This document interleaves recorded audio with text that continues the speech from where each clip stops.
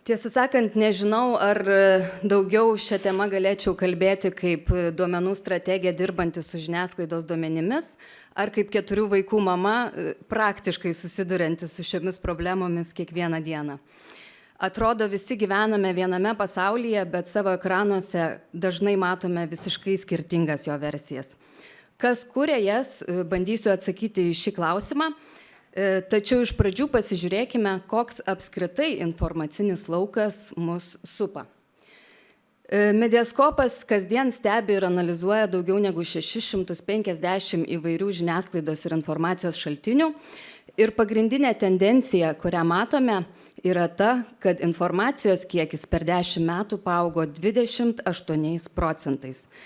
Tai rodo daug intensyvesnį informacinį mūsų supantį lauką, daug daugiau naujienų, tik klausimas, ar svarbiausios naujienos mus pasiekia, ar tik tos, kurios kalba garsiausiai. Jeigu žiūrėtumėme į struktūrą ir jos pasikeitimus, atrodytų, tarsi mažiau kalbame apie kriminalus, tačiau kiekybiniai duomenys rodo, kad informacijos srautas augo visose 4 kategorijose. Ar tai, kad daugiau kalbama kultūros tema, nereiškia, kad turime kultūros krizę, ar tiesiog daugiau einame į muziejus? Iš esmės, tradicinė žiniasklaida atrodo labai grėsmingai iš šalies. Fiksuojame krizes ir šio grafiko tikslas neparodyti konkrečias krizes, bet kaip intensyvėja krizių fonas ir kaip vis daugiau apie jas šnekame. Tačiau ar žiniasklaida turėtų būti vien teigiama ir kaip tai atrodytų? Sukūriau portalą tikgerosnaujienos.lt. Žinoma, jisai neegzistuoja, jeigu ieškotumėte. Bet žiūrint į patį turinį, atrodo labai keistai, labai netikra ir tarsi nupirkta. Iš tiesų, jeigu žiniasklaida atrodytų taip, tai greičiausiai jau būtumėm toje stadijoje, kai ją valdo politikai. Nepamirškime, kokia yra žiniasklaidos pagrindinė misija, ne tik informuoti visuomenę ir ne veltui žiniasklaida yra vadinama 4 valdžia. Ji padeda mums identifikuoti problemas ir toliau jas spręsti. Jeigu ji būtų tik teigiama, panašiai atrodytų kaip ir socialiniai tinklai. Dabar įsivaizduokite, kaip jaučiasi vaikas, kuris jaučia spaudimą iš vienos pusės, pasaulis atrodo grėsmingas, pilnas krizių, vyksta karai, iš kitos pusės visiems kitiem atrodo sekasi geriau. Jie turi gražesnius namus, daugiau pinigų, turbūt ir namų darbų neturi šitaip gyvendami. Tokiu būdu netgi atrodo stabiliai gyvenantis vaikas gali jausti nerimą tiek dėl išorės, tarkime, tradicinės žiniasklaidos jis nevartoja taip tiesiogiai kaip galbūt mes, bet vis tiek ta informacija pasiekia iš visų pusių ir jie jaučia tą bendrą foną. Tuo tarpu socialiniuose tinkluose verda visai kitas gyvenimas. Tačiau jeigu būtų viskas tik tai, būtų labai paprasta tas problemas išspręsti. Čia atsiranda algoritmai. Algoritmai nusprendžia, ką mato mūsų vaikai, kur jie sustoja, ką jie laikina, kuo daugiau laikina ir kuo daugiau sustoja ties konkrečiu turiniu, tuo daugiau to turinio mato toliau. Taip, kai kurie vaikai yra uždaromi iš tiesų žalingame turinyje ir mes turime didelę problemą, galvodami, kad jie gyvena tame pačiame informacinėme lauke.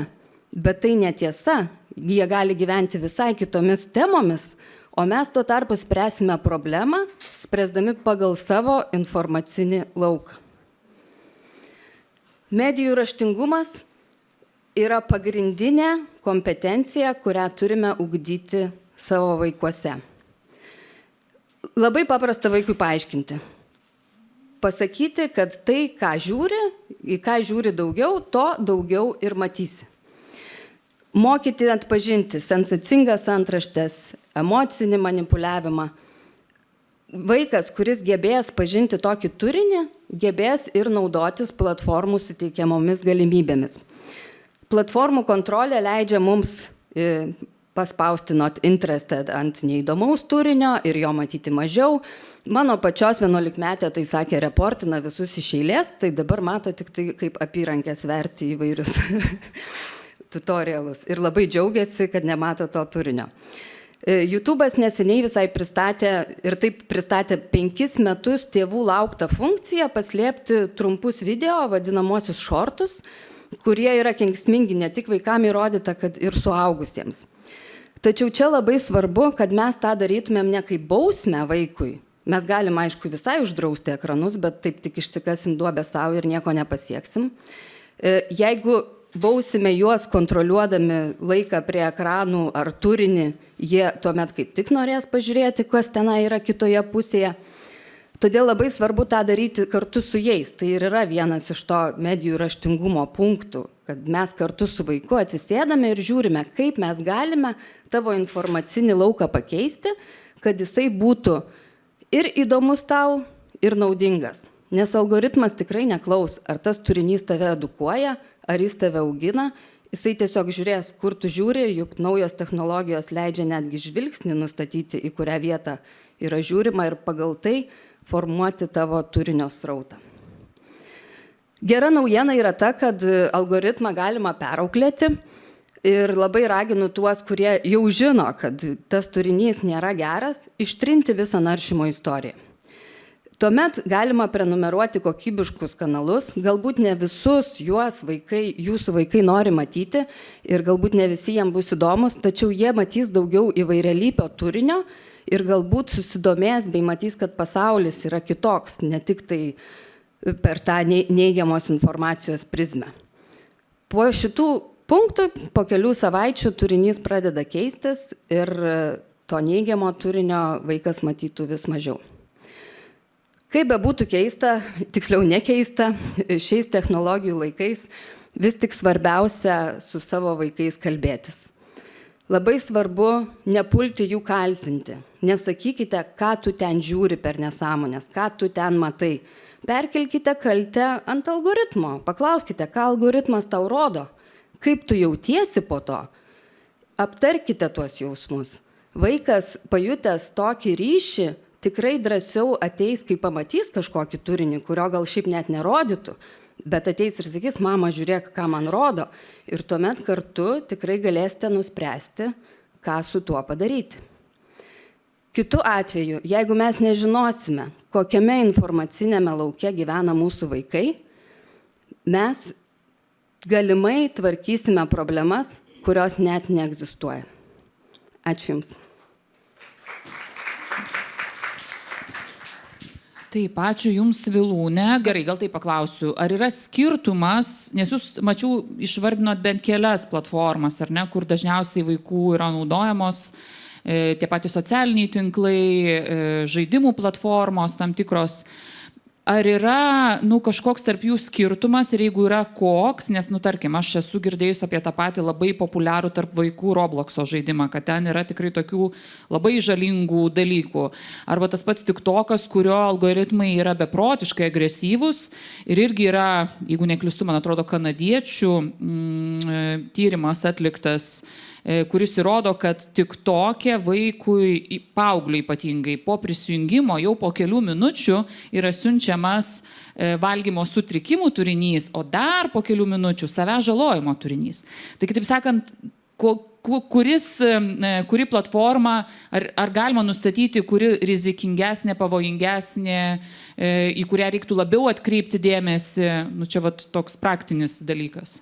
Iš esmės visos platformos, kurios yra mažiau reguliuojamos, yra pavojingos, dėl to būtinas tėvų, apskritai pedagogų visų įsitraukimas, kad matytumėme, ką mato vaikai.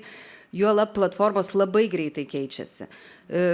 Mano dukra šiandien man pranešė, kad Pintereste jau yra tie trumpi video, kas aš galvojau, kad yra tik tai nuotraukų platforma, pasirodo jau ir ten galima žiūrėti ir jeigu tik pažiūrėsi vieną kartą kačiuką padarytą per AI, tai tik tai tą turinį ir matysi toliau. Tai žodžiu, būtina stebėti, kas vyksta. Pačios platformos taip pat įveda tam tikrus apribojimus. Robloxas padarė veido atpažinimą, bet tai irgi sulaukė labai daug kritikos dėl to, kad lengva apeiti. plus vaikai turi siūsti savo duomenis. Vilūne, aš turiu Jums klausimą ne kaip UAB Mediaskopas atstovė, o kaip 4 vaikų mamai, ypatingai tos 11-metės mamai, kurie reportina žalingą turinį. Kaip Jūs pasiekite tokio sąmoningumo? Kaip Jūs išauklėjate tą vaiką taip, kad jisai galėtų reportinti žalingą turinį įvairiose platformose ir paskui net ir Jums ateiti papasakoti, kur, Pinterest ar kažkur tai surado? Manau, kad tie praktiniai patarimai daugelį čia būtų ypatingai naudingi. Tai čia Ką turbūt... Jūs padarėt su savo vaiku? Čia klausimas trumpas. Mano 11-metė vyriausia, visi kiti mažiausia, tai pagrindinis patarimas auklėti reikia tą pirmąjį vaiką, visi kiti po to išsiauklėja pagal tą pirmą, nes nori būti kaip jisai. Bet iš esmės tas ryšys tarp vaiko ir tėvų yra labai svarbus. Stengiausi nebūti tas, kuris baudžia, riboja, bet žiūrėjau, ką daro. Aišku, yra tie patys family linkai, laiko apribojimai buvo nustatyti, vėliau aš juos nuėmiau, nes mačiau, kad nelabai veikia, pradeda prašyti, maldauti daugiau to laiko, tai tiesiog pradėjom kalbėtis apie tai, ką mato ir nepuoliau kaltinti, būtent kaltę nukėliau platformom. Jos blogai daro, jos blogai rodo, tai pažiūrėkim, ką galim padaryti, kad tau būtų gerai ir nebūtų prisižiūrėjus tų baisių video neramu. Kitaip sakant, jūs neignoruojat realybės, nesakot, kad pasaulis bus be interneto, be socialinių tinklų ir, matėt, kokie yra informacijos kiekiai. Taip. 5000 naujienų per dieną vien pasiekia mus iš tradicinės žiniasklaidos, socialiniai, tai ten jau milijonais galima skaičiuoti. Tai mes šito nepakeisim. Taip. Apriboję laiką ar atėmę socialinius tinklus tik nukelsim problemą, tai geriau dabar ją spręsti, apmokyti vaikus ir tiesiog supažindinti, kas tai yra ir kaip su tuo veikti. Paskutinis klausimas. Ar jūs nemanot, kad mokyklose jau nebe informatika turėtų būti, ji turėtų būti, bet ko gero, kažkoks toks informacinis raštingumas nuo nulinės klasės, jau taip, mes turime kalbėti apie tai. Taip, nes darželinukai moka naudotis tom pačiom priemonėm, tai medijų raštingumas yra privalomas dalykas mokykloje nuo pat 1 klasės, netgi nuo priešmokyklinės.